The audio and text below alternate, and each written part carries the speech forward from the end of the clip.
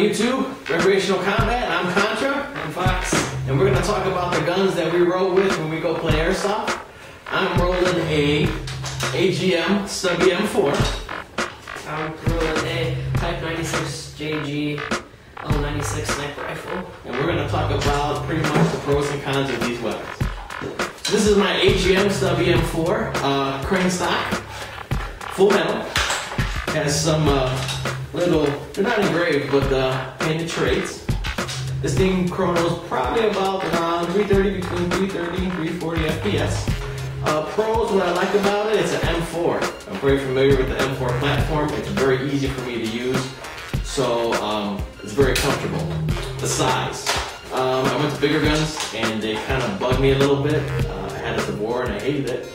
And that's because I use this weapon first. This weapon is so compact, and I can move around with it so well that it kind of spoiled me.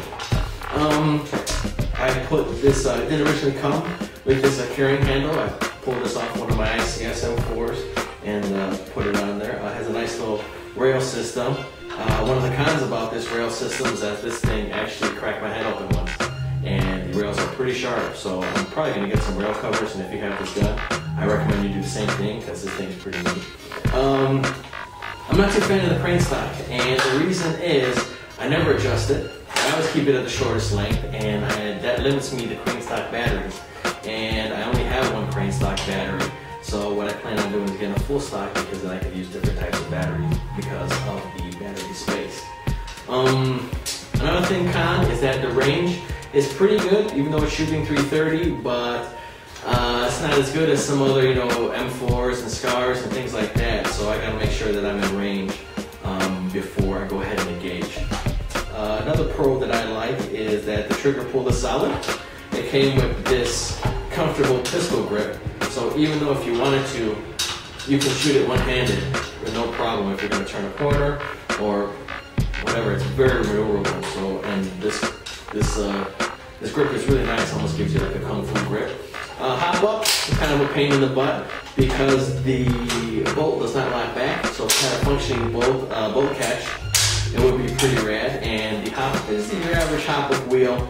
So you kind of got to get in there if you're using gloves. Kind of a pain in the butt. But otherwise, I'd have to recommend this is an awesome gun. I've played with it in the rain. I played with it in the snow, in the mud, multiple times, and it hasn't failed me. So I have to say, I really like the gun. Those are my pros and cons, and hope you know. This is my JG Type 96 L96 sniper rifle. It's a very good gun.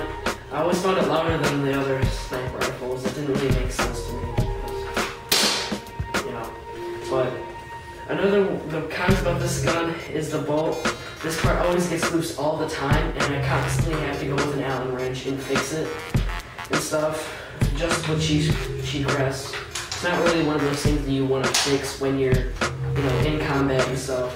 But besides that, it's still really durable. It's hard plastic. Another one of the bad things is the hop up is right next to the gun. So most of the time when I'd be playing, I'd hit a branch or something, then it'd turn the hop up all the way on or all the way off, which I never really liked about the gun. Another one of the things that I always found difficult about this gun was the magazine. And whenever I would never be able to put it in right, but after doing it a bunch of times, you get it, you know how to put it in. Besides that, it's a really good gun. I use this gun everywhere, all the time, in snow, rain, and mud, and everything, and it just works out. So I'm Contra. This is Fox. We're at Recreational Kombat. Check out the YouTube, check out the Twitter, check out the brand new website, www.rkairsoft.com, and look forward to more action-packed videos. Thanks for watching, guys.